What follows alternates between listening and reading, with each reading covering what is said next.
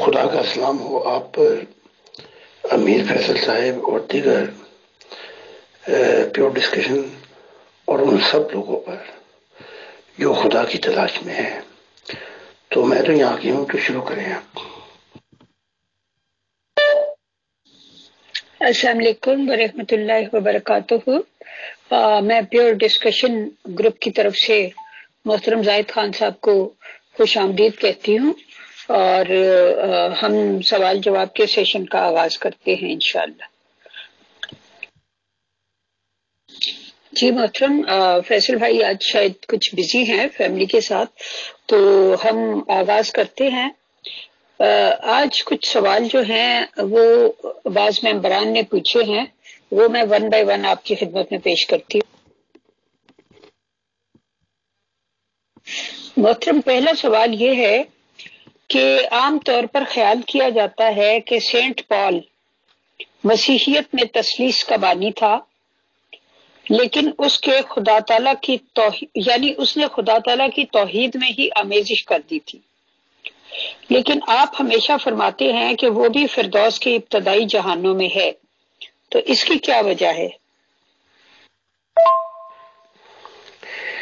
اس کی سب سے بڑی وجہ جو ہے وہ خود عیسیٰ ہے، جسے آپ عیسیٰ ابن مریم اور میں عیسیٰ ابن زکریا کہتا ہوں، کیونکہ خدا کا کوئی پلان ہی نہیں تھا عیسیٰ کے بعد کہ کوئی مذہب شروع ہو، اور جب یہ چلا گیا عیسیٰ سب کو چھوڑ چھاڑ کے، اس کے بعد جو ہے ایمرجنسی پلان شروع ہوا اور جبرائیل نے اس کو چنا۔ اگر کوئی اور بہتر شخص ہوتا تو اس کو چنتا، اور چونکہ یہ چلا گیا تھا اب یہ سوال پیدا ہوتا تھا کہ مذہب کی تشکیل کی جائے جو جبرائیل نے مجھے بتایا، اور پھر فاؤنڈیشن تیار کی جائے تاکہ پھر سینٹ آ سکیں اور نبی آ سکیں۔ اب ضرورت اس بات کی تھی کہ کوئی ایسی تعلیمات ہوں جس سے مذہب بن سکے اور پھیل سکے۔ اب یہ شخص عیسیٰ نامی تو بیٹھا ہوا تھا کشمیر میں، تو پھر جبرائیل اور فرشتوں کی ملی بھگت سے یہ تعلیم دی گئی اس کو کہ جو بھی عیسیٰ پہ ایمان لے کے آئے گا کہ اس نے اپنا خون دیا تو وہ نجات پائے گا۔ یہ اسٹریٹجی تیار کی گئی تھی فرشتوں کی، اور یہ کام انہوں نے محمد صاحب سے بھی کیا، اور جو انبیاء ہیں جن سے مذہب بن سکتا تھا یہ کام ان سے بھی کیا، تو یہ کام اس نے بڑا اچھا کیا۔ اور باقی جو سارے گھر بیٹھے ہوئے تھے یروشلم میں، لیکن برناباس اور چند ایک لوگ اس کے ساتھ تھے۔ درمیان میں جو وہ حواری تھے عیسیٰ کے، وہ بھی چھوڑ گئے اس کو، ان میں آپس میں بلکہ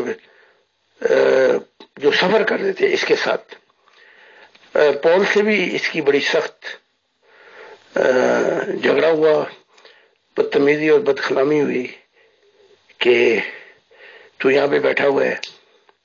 پر ہر یہ قوموں کے پاس جاتا رہا یورپ کی، اور اس نے یہ تعلیمات پھیلائیں،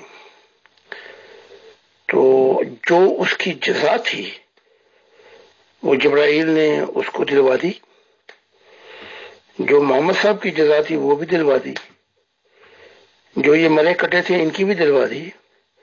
لیکن اس کے بعد دوسرا سلسلہ شروع ہو جاتا ہے کہ وہ عادات تو نہیں جاتی نا بری، تو ان کے لیے پھر بار بار نیچے جانا پڑتا ہے۔ تو اس لیے جبرائیل جب کسی سے وعدہ کرتا ہے یا فرشتے وعدہ کرتے ہیں تو وہ اپنا عہد پورا کرتے ہیں، اس لیے یہ عیسائی مذہب بنا، ورنہ عیسیٰ کے بعد خدا کی بادشاہت کے بعد نہ کوئی کانسیپٹ تصور تھا عیسائیت کا اور نہ اسلام کا۔ اس کے بعد تو پھر خدا کی دنیا آ جاتی ہے۔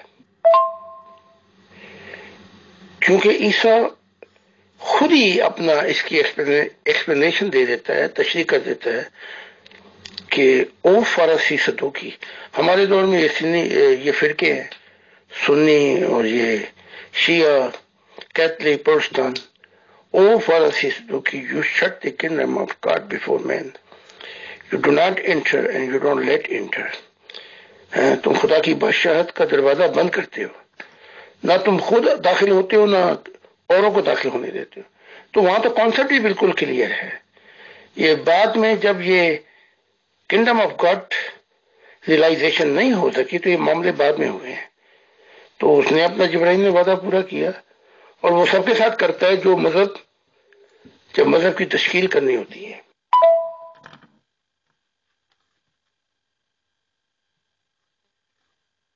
جی محترم، بہت شکریہ. لیکن یہاں یہ سوال پیدا ہوتا ہے کہ ایک نیا بندہ جو چنا گیا تو اس کے بجائے کیا حضرت عیسیٰ کو سمجھا بجھا کر واپس نہیں لایا جا سکتا تھا کہ بھئی اب تم بچ گئے ہو صلیب سے، تو اب تم آؤ اپنا کام پورا کرو. ایک طرف تو حضرت عیسیٰ علیہ السلام کو اتنا بلند مرتبہ دیا گیا کہ نیکسٹ جو اسٹریٹجی بنائی گئی اس میں ان پر ایمان لانے کی شرط تھی کہ جو شخص جو ہے وہ نجات پائے گا جو اس بات پر ایمان لائے گا کہ حضرت عیسیٰ نے صلیب پر انسانوں کے لیے جان دی. اور یہ بھی ساری بات جو جبرائیل علیہ السلام نے سمجھائی، میرا مطلب ہے آئی ایم سوری ٹو سے یہ ظاہر ہے جھوٹ تھی، کیونکہ اول تو جب وہ اپیئر ہوئے پال پر، جب وہ ساؤل تھا تو وہ جبرائیل تھے لیکن وہ عیسیٰ کی شکل بنا کر اپیئر ہوئے. اور دوسری بات یہ کہ وہ خوب اچھی طرح جانتے تھے کہ حضرت عیسیٰ علیہ السلام زندہ ہیں اور کشمیر کی طرف چلے گئے ہیں. تو میرا مطلب یہ ہے کہ یہ ساری کہانی بنانے کی بجائے زیادہ سیدھا صاف آسان نسخہ یہ نہیں تھا کہ حضرت عیسیٰ کو ہی سمجھایا جاتا کہ بھائی مشن مت کو مت چھوڑو، اب اللہ کی طاقت تم نے دیکھ لی، اس نے تمہیں صلیب سے نجات دی ہے، اب آ جاؤ لگ جاؤ.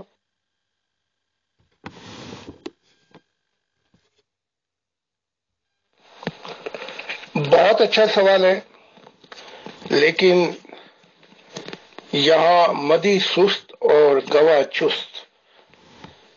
عیسیٰ نے جب خود ہی ڈکلیئر کر دیا کہ میں باپ سے کہوں گا کہ وہ کسی اور کو بھیجے اور وہ ہمیشہ تمہارے ساتھ رہے گا، تو اس نے تو ڈکلیئر کر دیا کہ میں مشن میرے جوگا نہیں ہے.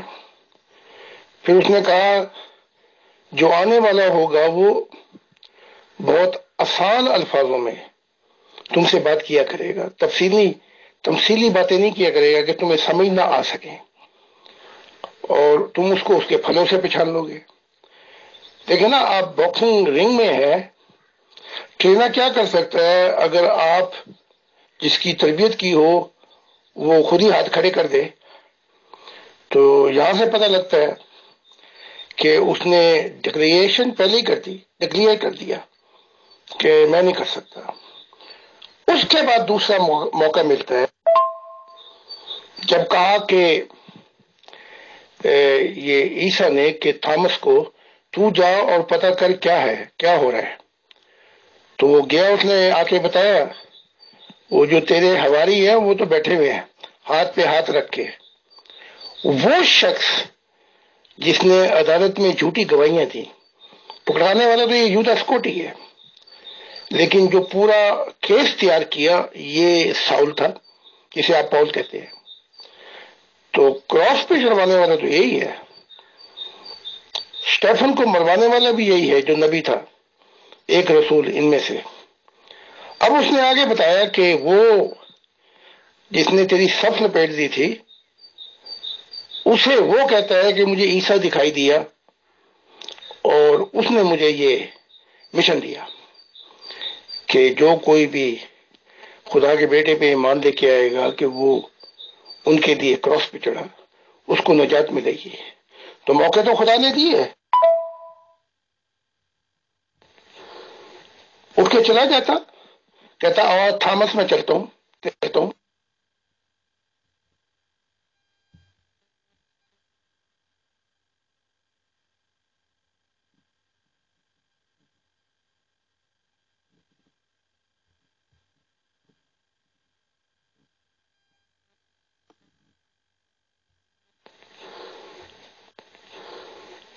کے چلا جاتا، کہتا اور تھامس میں چلتا ہوں تیرے ساتھ. لیکن یہاں مسئلہ ایک اور بہت بڑا تھا. اب یہ تعلیم دے رہا ہے کہ اس نے اپنی زندگی دے دی انسانیت کے لیے، اپنا خون دیا، کراس پہ چڑھا. اب یہ جاتا وہاں پہ تو وہ تو کنفیوز ہو جاتا پاؤل. وہ کہتا ہے کہ میں تو یہ تعلیم، وہ کون تھا پھر جسے میں نے دیکھا تھا، اور تو یہاں زندہ پہ بیٹھا ہوا کشمیر کے اندر، تو وہ کون تھا؟ تو اتنا ممکن تھا پھر کہ وہ اتنا کنفیوز ہو جاتا کہ شاید وہ واپس موسمی شریعت پہ جاتا.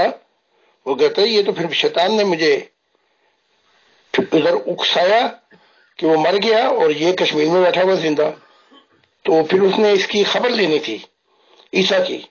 دو ہی باتیں ہو سکتی تھی، یا اس نے کہنا نا تو چل یہاں سے، وہیں بیٹھ جا کے جہاں پہ تو ہے، اور اس کے بعد اس کی پھونک بھی نکل جاتی. پھر وہ پورے زور و شور سے تعلیمات نہیں دے سکتا تھا، کیونکہ جبرائیل تو آیا تھا اس کی فارم کے اندر، عیسیٰ کی نورم نور ہو کے. تو اس کے بعد پھر کیا ہوتا؟ کیا وہ مشن چلا سکتا تھا پاؤل؟ یہ بھی بہت بڑا سوال ہے.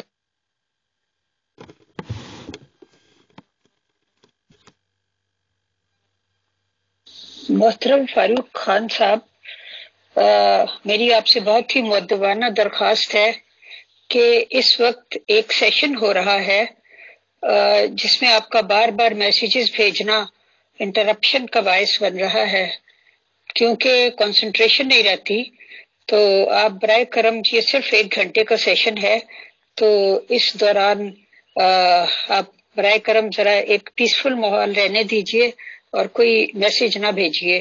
آپ کی بہت بہت مہربانی ہوگی. بہت ہی ادب سے میں نے آپ کی خدمت میں یہ درخواست کی. شکریہ. جی محترم، ایک اور سوال ہے کہ یہ سینٹ پال جو کہ پہلے ساؤل تھا، اور جیسا کہ آپ نے بتایا کہ حضرت عیسیٰ علیہ السلام کا سخت مخالف تھا، تو اس کے اندر یہ ڈرامیٹک چینج کیسے آیا کہ وہ یکایک مخالفت چھوڑ کر حضرت عیسیٰ علیہ السلام کا فالوور بن گیا اور خدا کی بادشاہت کی منادی کرنے لگا؟ تو یہ آپ نے اپنی کتابوں میں تو بیان کیا ہے، لیکن ہمارے بہت سے جو سامعین ہیں اور اس گروپ کے ممبران ہیں وہ ان باتوں سے لا علم ہیں، اس لیے برائے کرم ذرا وہ بیان کر دیجئے. Thank you. یہ خدا کی بادشاہت کی منادی کرنے والا نہیں تھا. خدا کی بادشاہت کی منادی کرنے والا یحییٰ تھا، جس کا باپ زکریا ہے. یہ ہوا ایسے کہ یہ پہلے تو اس نے اسٹیفن کو مروایا، جو 12 رسولوں میں سے تھا، حواریوں میں سے. پھر یہ دماسکس جا رہا تھا اور اس نے اتھارٹی لی باختیار لوگوں کے گورنمنٹ سے کہ یہ فرقہ ہے عیسیٰ کا، اس کے جو ماننے والے ہیں ان کو پکڑوں اور قید کروں. اور یہ اسی سلسلے میں جا رہا تھا. رستے میں ایک نور آیا، آواز تو سنی لوگوں نے لیکن چہرہ نہیں دیکھا کہ کون بول رہا ہے. وہ نور آیا، اس نور سے اس کی آنکھیں خراب ہوئی اور اس نے کہا اے خداوند، اے خداوند تو کون ہے؟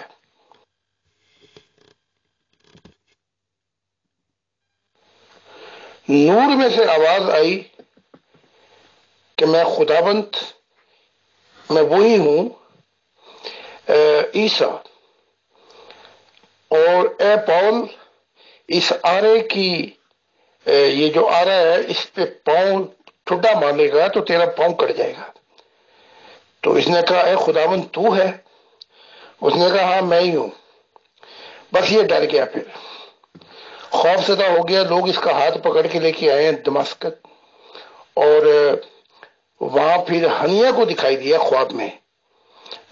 عیسیٰ تھا تو جبرائیل، تو کہا کہ ہنیا تو جا اور اس کو ہیلنگ کر دے، اس کی آنکھیں وہ دکھائی نہیں دے رہا. یعنی کہ آنکھوں پہ سوج آئی ہوئی تھی. تب ہنی آیا, اس نے کہا کہ خداوند کے نام سے مجھے بھیجا گیا ہے, اور اس کو ہیلنگ دی, دعا کی, اور اس کی بیماری دفع ہوئی.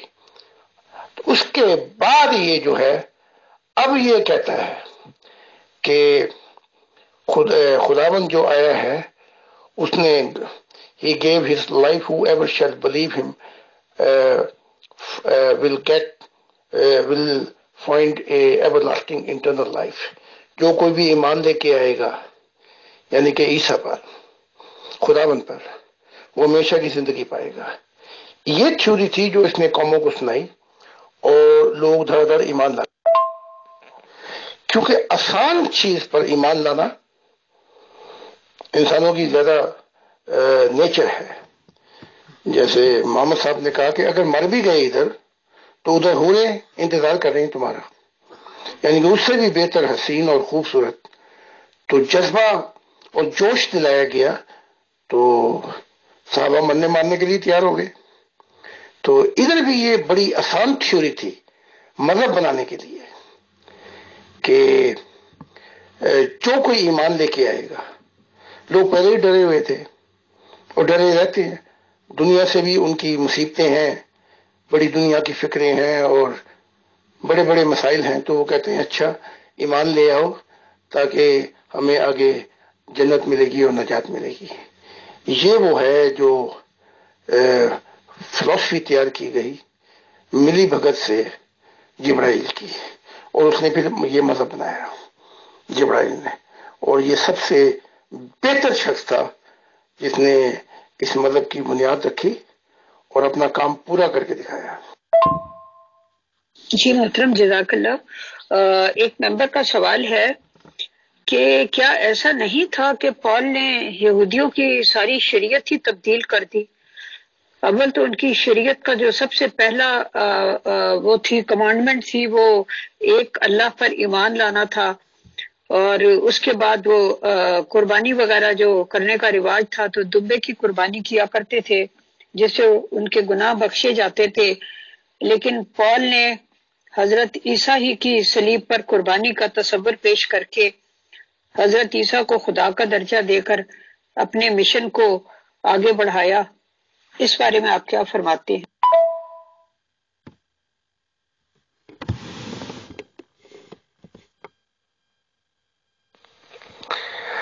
پہلے میں یہ بتا دوں کہ وہ جو اتھارٹی نامے تھے, اختیارات, یہ اس نے شریعت کے مفتیوں سے لیے تھے, علماء سے, مولویوں سے.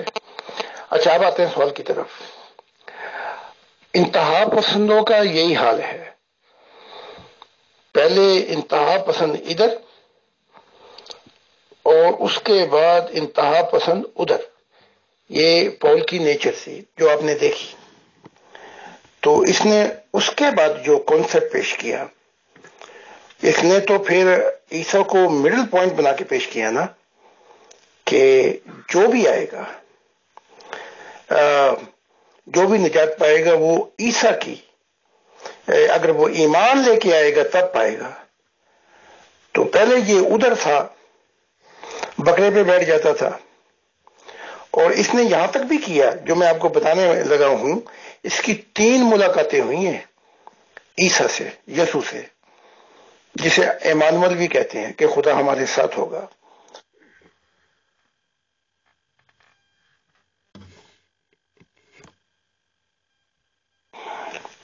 شریعت کا اور موسمی شریعت کا عالم تھا یہ شخص.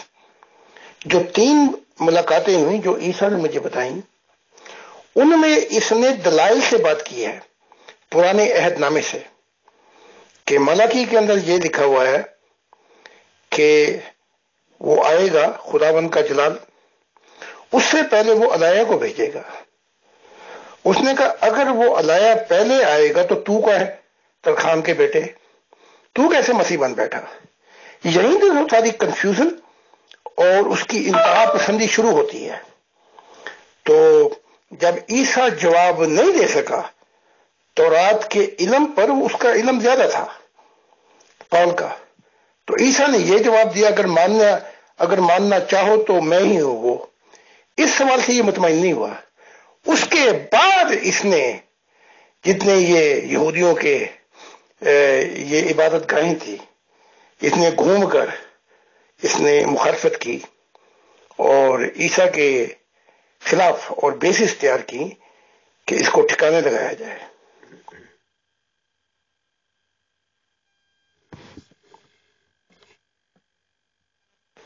اور یہ بھی نہ بھولیں کہ یہ ہزاروں لوگوں کا قاتل ہے،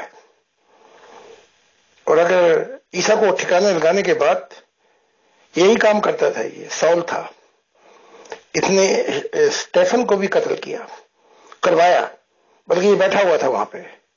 اب اس کی انتہا پسندی ادھر آ گئی، اب یہ بالکل ہی شریعت کے خلاف۔ اب مڈل پوائنٹ جو ہے وہ نہ موسیٰ ہے نہ موسیٰ کی شریعت ہے، جیسا کہ یہ خود کہتا ہے کہ موسیٰ کے متعلق کہ موسیٰ جو ہے انہوں نے شریعت تو لاگو کی لیکن تم عمل نہیں کر سکے، تو فرشتوں کے ذریعے تم نے شریعت پائی، تم عمل نہیں کر سکتے۔ اس نے بہت کچھ کہا ہے، لیکن یہ انتہا پسندی شریعت والی مذہبی والے لوگوں میں دیکھو گے، اور اگر کوئی چاند پہ کوئی اور بیٹھا ہوتا تو جبرائیل اسے چن لیتا، لیکن چننا تو یہ زمین پہ تھا نا، تو پھر یہ بہتر شخص تھا۔ وہ دیکھو نا، پہلا حواری تھا وہ پترس، اور عیسیٰ نے یہاں تک کہا کہ میں چابی تجھے دے کے جا رہا ہوں، یعنی کہ تو جو چرچ بنائے گا وہ چابی تجھے دی گئی ہے۔ وہ چابی اس سے تو کچھ اس کا تو وہ تو چل نہیں سکا، اور وہ چابی پھر اس سول کو ملی جو پول ہے۔ پہلی چابی جو تھی وہ دی گئی تھی اس یحییٰ کو، جسے انگلش میں جان دی بیپٹسٹ بھی کہتے ہیں۔ یہ یہاں تک کہا تھا اس نے، عیسیٰ نے، جو ماں کے پیٹوں سے پیدا ہوئے انبیاء، یحییٰ سے بڑھ کے کوئی نہیں تھا، کوئی نہیں ہے پیدا ہوا۔ اور بعد میں اس کے متعلق یہی سٹیٹمنٹ عیسیٰ کی ہے، دوسری سٹیٹمنٹ جب اس نے مدد نہیں کی کہ اندھے اور لولے دیکھتے ہیں، اندھے دیکھتے ہیں لولے چلتے ہیں، مبارک ہو جو مجھ پہ حملہ نہ کرے۔ تو عیسیٰ تو کہتا کہ یحییٰ نے میرے مشن پہ حملہ کیا ہے، خدا کی بادشاہت کے مشن پر۔ آسمانی بادشاہت میں جو سب سے چھوٹا ہوگا وہ اس یحییٰ سے بڑا ہوگا، یہ اس نے کہا۔ اور اس کے بعد آپ دیکھ لیں تو یہ چابی یحییٰ سے پھر نکلی ہے تو پترس کو دی گئی تھی، وہ پترس بیچارہ بیٹھا رہتا تھا اپنی جگہ پر۔ اس کے بعد پھر مذہبی چابی جو ہے یہ اس پول کو دی گئی۔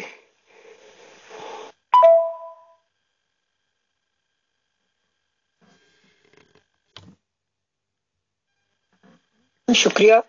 اگلا سوال ایک ممبر کا ہے، وہ جماعت احمدیہ سے اختلاف رکھنے والے ممبر ہیں ہمارے گروپ کے، اور انہوں نے پوچھا ہے کہ جماعت احمدیہ کے خلیفہ ثانی کو، مرزا محمود کو، جماعت احمدیہ سے اختلاف رکھنے والے لوگ سینٹ پال سے تشبیہ دیتے ہیں کہ جس طرح سینٹ پال نے مسیحیت کو بگاڑا تھا، اسی طرح مرزا محمود صاحب نے احمدیت کو بگاڑا اور خلافتی منصب کو گویا خدا کا قائم کردہ منصب اور خلیفہ کو خدا کا چنیدہ اور نمائندہ قرار دے کر احمدیوں کو خدا کا قرب پانے سے زیادہ خلیفہ کا قرب پانا محبوب بنا دیا اور ایک شرک کسی صورتحال پیدا کر دی۔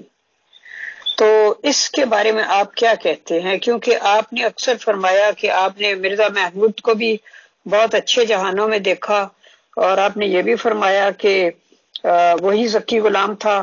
تو یہ جو ساری صورتحال ان صاحب نے بیان کی اپنے سوال میں، اس کی ذرا وضاحت کیجیے پلیز۔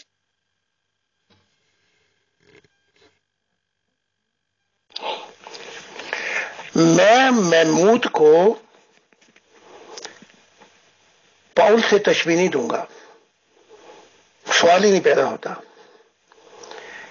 کیونکہ عیسیٰ تو خدا کی بادشاہت کی منادی اور کہا کہ میرے ذریعے خدا کی بادشاہت کا زمانہ آنے والا ہے، وہ تو بالکل ٹھیک تھا، لائن کے اوپر. عیسیٰ، یہ غلام احمد قادیان کا جو معاملہ ہے یہ تو مذہبی معاملات ہیں. اس نے تو عشق محمدی کے اندر یوں کہہ لیں کہ احمدیت اسلام کی ایک شاخ ہے. اس نے تو جو سارا مشن خراب کر دیا وہ اس لیے کر دیا کہ وہ خدا کی بات ہی نہیں سن رہا محمد کے عشق کے اندر، اور خدا اس پہ الہام کی بارش کیے جا رہے ہیں، اور وہ عشق محمدی کے اندر اسلام کو دنیا پہ لانا چاہتا ہے. اور 12 سال جس پر بارش ہو اور وہ شخص ڈر سے مس نہ ہو، اور 12 سال کے بعد مجبوری طور پر کہ میں اپنے عقیدے کو بدلتا ہوں کیونکہ اتنی بارش ہوئی ہے، مجھے مجبور کر دیا.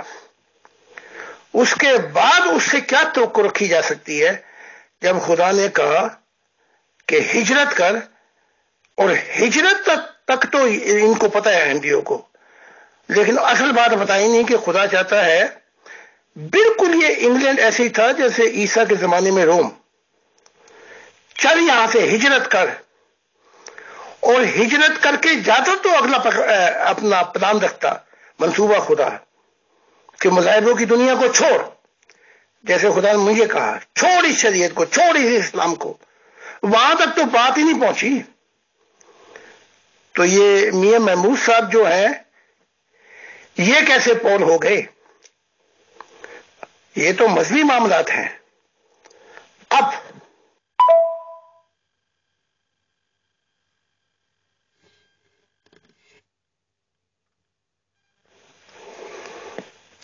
جو میاں محمود نے جس گدی پہ بیٹھا ہوا ہے یہ تو مذہبی گدی ہے، شریعت کی گدی ہے، اور وہ خود بھی کہتا ہے کہ ہمارا زور چلے، ہمارے پاس طاقت ہی نہیں ہے، نہیں تو ہم طاقت کے ذریعے اسلام کو نافذ کر کے دکھاتے ہیں. تو یہاں پول کا تو مسئلہ اس سے کمپیئر ہی نہیں کیا جا سکتا. تو جو نیکی کا بدلہ نیکی ہے اس کا حساب کتاب ہوا مائنس پلس. اس نے خلافت کا بوجھ اٹھایا ہوا تھا، اور یہ پیمانہ ہے روح کی دنیا میں، جو اس کی جزا تھی وہ اس کو دے دی. اب سوال یہ ہوتا ہے کہ ہم انگلیاں اٹھاتے ہیں کہ محمود ایسا تھا، محمود ویسا تھا، تو ان میں سے یہ تو پہلے کوئی آگے آئے، پہلا پتھر محمود کو وہ مارے جو خود گناہگار نہ ہو، جس نے خود غلطیاں نہ کی ہوئیں. تو جس ترازو میں تو تولے گا تجھے بھی اس میں تولا جائے گا. تو اگر کوئی ذکی غلام ساری زندگی اپنی محمود پہ ہی لگا دے، اور اگر محمود کو نکال لیا جائے تو خدا کی تعلیمات کیا ہیں اس کے پاس؟ یہ سوال ہوتا ہے سب سے پہلا. ساری زندگی محمود کے چکروں میں گزار دے تو خدا کیا احمدیت کے لیے بھیجتا ہے کسی ذکی کو؟ خدا جو ہے وہ تو اپنی توحید اور اس کی معرفت الہی کے لیے بھیجتا ہے. تو محمود جو ہے وہ پول سے لاکھوں درجے اچھا تھا. محمود اس نے ہزاروں لوگوں کا قتل تو نہیں کیا، اس نے تو قتل کیا ہے عیسیٰ کے حواریوں کا اور ماننے والوں کا. اس نے تو عیسیٰ کو بھی کراس پہ چڑھوا دیا پول نے. اس نے تو ایسے کام نہیں کیے، اس نے تو کسی کو قتل نہیں کروایا. ہاں جو اس کی غلطیاں تھیں اس کی سزا اس نے بھگتی. اور یہ تمہارے قرآن کا ایک اصول ہے، جو وہ کریں گے تم سے نہیں پوچھا جائے گا، اور جو تم کرو گے ان سے نہیں پوچھا جائے گا. تو کمپیئر کرنے کی سوال ہی نہیں پیدا ہوتا کہ پول کو کمپیئر کر دیا جائے میاں محمود کے ساتھ جو یہ دوسرے خلیفہ ہیں. تھوڑی سی آنکھیں کھول کر ٹالورینٹ طریقے سے دیکھے تو اس نے احمدیت کے لیے بڑا کام کیا تھا. جو اس کی غلطی ہے وہ حساب کتاب میں مائنس پلس کر کے اس کو اس کی دنیا دے دی. تو یہ کیوں چیختے ہیں؟ ہاں خدا کی تعلیمات بیان کرے, اپنے پھل بیان دیں جو خدا کی طرف سے ہیں. دوسرے کے پھلوں کو برا کہنے کی کیا ضرورت ہے؟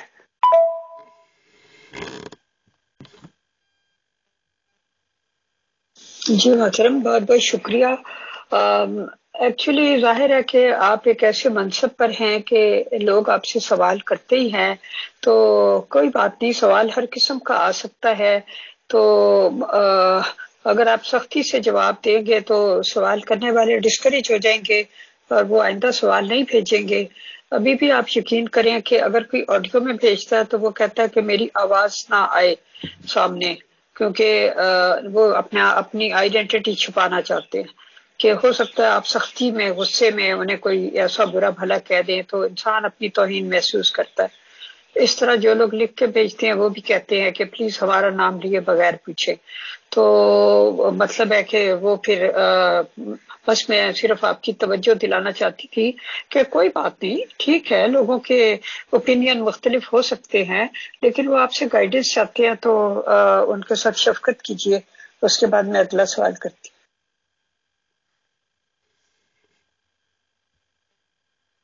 جی محترم, اگلا سوال یہ ہے کہ آپ نے فرمایا کہ الہام کی بارش جو تھی وہ مرزا غلام احمد قادیانی صاحب پر بارش کی طرح برسی, لیکن آپ نے کہا کہ وہ ٹس سے مس نہ ہوئے اتنے سال. تو لیکن اب ہم جب دیکھتے ہیں ان کی کتابوں کو پڑھتے ہیں تو ہمیں پتہ چلتا ہے کہ وہ جو الہام کی بارش بھی برس رہی تھی وہ بھی تو ان کے اوپر عشق محمدی کے طفیل ہی برس رہی تھی. تو وہ عشق محمدی سے دستبردار کیسے ہو سکتے تھے؟ کیونکہ جو ان کی الہامات کی کتاب ہے مقدس وحی کی, اس میں جو سب سے پہلا ہی ان کا جو مقدس وحی ہے اور ان کے رویا کشوف وغیرہ ہیں, اس میں سب سے پہلا جو ہے وہی جو ہے, میں اس کو ذرا اپنے لفظوں میں, کیونکہ وہ اتنی ڈیٹیل کا تو ٹائم نہیں ہوتا, لیکن میں اپنے لفظوں میں مختصر بیان کرتی ہوں.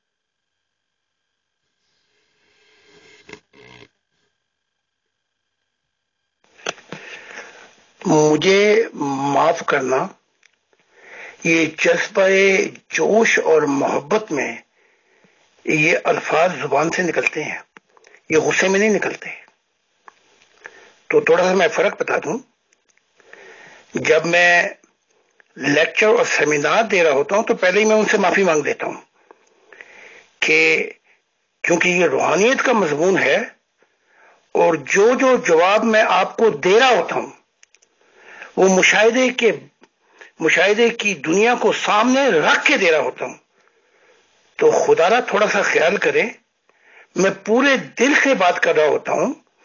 اگر کوئی یہ سمجھے کہ میں سختی سے جواب دے رہا ہوں تو یہ میں اس کو ایکسپلینیشن دے دیتا ہوں, تشریح.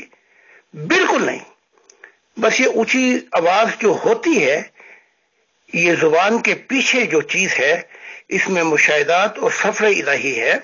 تو جوش میں آ جاتا ہوں میں, روح جوش میں آ جاتی ہے, محبت الہی میں آ جاتی ہے. کیونکہ جو چیزیں دیکھ کر بیان کی جائیں ان کا نظاروں کا اثر روح پہ ہوتا ہے.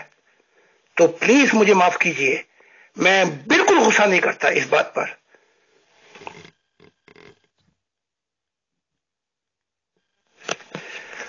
مجھے معاف کرنا, یہ جذبہ جوش اور محبت میں یہ الفاظ زبان سے نکلتے ہیں.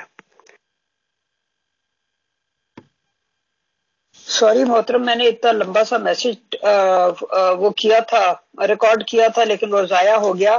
میں صرف یہ کہنا چاہ رہی تھی کہ الہام کی جو بارش تھی وہ تو محمد رسول اللہ وہ تو مرزا غلام احمد قادیانی صاحب پر ہو رہی تھی. آپ نے کہا کہ 10-12 سال ہوتی رہی اور اس کو چھپایا گیا, لیکن ان کا تو یہی تھا کہ وہ الہام بھی انہیں جو بارش ہو رہی تھی وہ محمد رسول اللہ صلی اللہ علیہ وسلم کی غلامی کی وجہ سے ہو رہی تھی. میں آگے پہ بتا,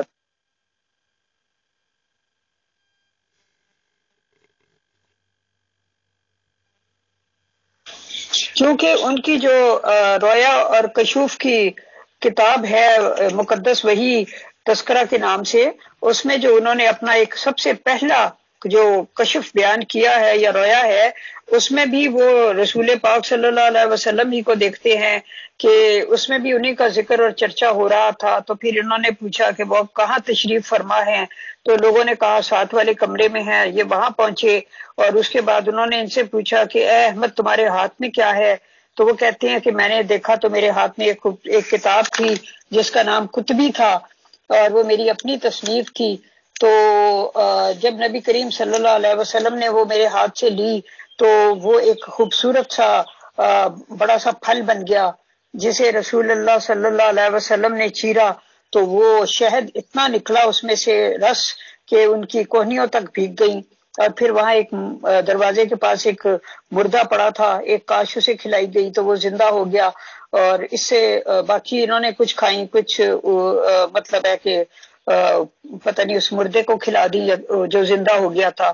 تو اس وقت اللہ تعالیٰ نے ان کے دل میں ڈالا کہ یہ مردہ شخص اسلام ہے، اور اللہ تعالیٰ حضرت صلی اللہ علیہ وسلم کے روحانی فیوز کے طفیل اسے مرزا غلام احمد قادیانی کے ہاتھ پر زندہ کرے گا۔ اب دیکھیں نا، آغاز ہی یہاں سے ہوتا ہے تو وہ پھر عشق محمدی نہ کرتے جس کے طفیل انہیں یہ سب کچھ ملا تھا، تو پھر وہ اور کیا کہتے۔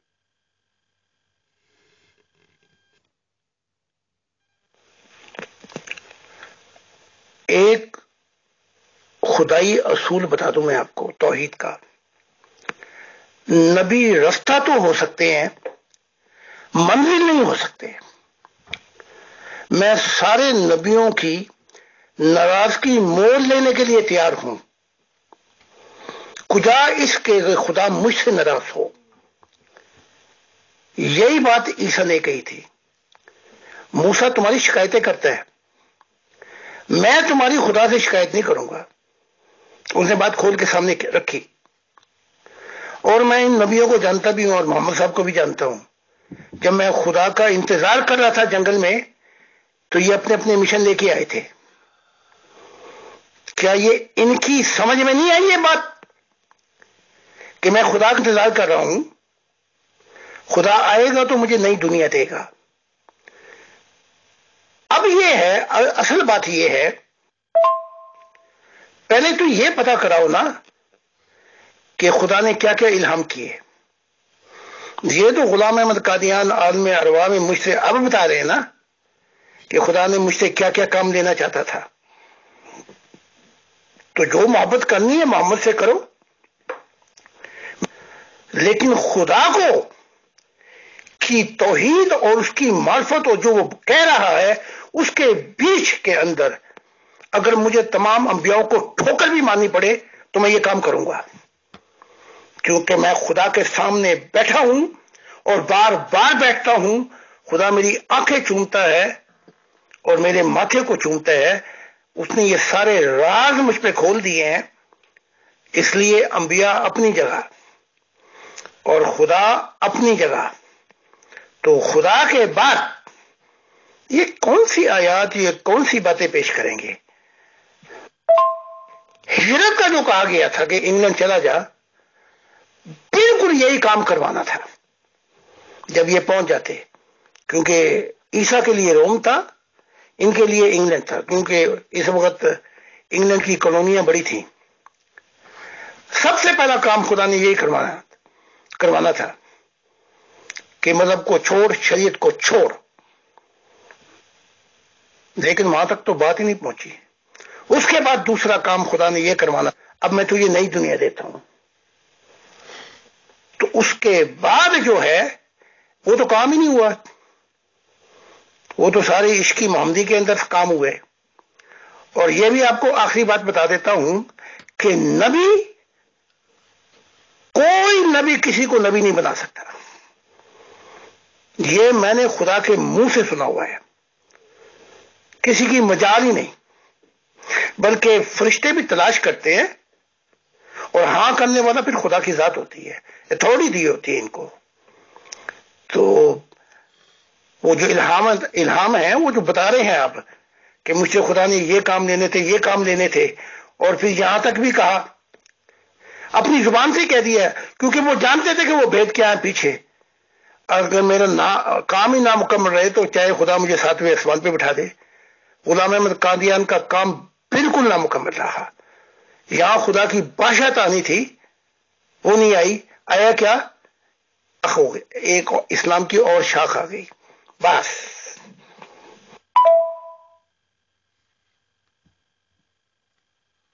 جی محترم، میں لاسٹ سوال کرتی ہوں. وہ یہ ہے کہ اصل میں منزل تو مرزا صاحب کی بھی خدا ہی تھا، لیکن یہ منزل انہیں محمد رسول اللہ صلی اللہ علیہ وسلم کے راستے پر چل کر ملی. تو جس کو جس کے راستے سے چل کر منزل ملی ہوتی ہے، ظاہر ہے وہ اس کی مدح و ثنا کرتا ہے اور اس کا شکر گزار بھی ہوتا ہے. اب جن لوگوں کو آپ کے ذریعے خدا مل رہا ہے سوری، تو ظاہر ہے وہ آپ کی مدح و ثنا کریں گے. جن کو عبد القادر جیلانی کے ذریعے ملا وہ اس کی مدح و ثنا کریں گے. اس طرح جن کو حضرت عیسیٰ علیہ السلام کی تعلیمات کے ذریعے ملا وہ ان کی مدح و ثنا کریں گے. تو خدا کی مثال تو میرا خیال ہے کہ ہوا کی مانند ہے، لیکن اس کو ہوا ہر جگہ میں موجود ہوتی ہے، لیکن اس کو محسوس کرنے کے لیے ہر ایک کو اپنا اپنا پنکھا چاہیے ہوتا ہے. تو جس کو جو جس دور میں پیدا ہوا، جس کو جس کے ذریعے خدا سے آشنائی ملی، وہ اس کی مدح و ثنا کرتا ہے. تو اس میں کیا حرج ہے؟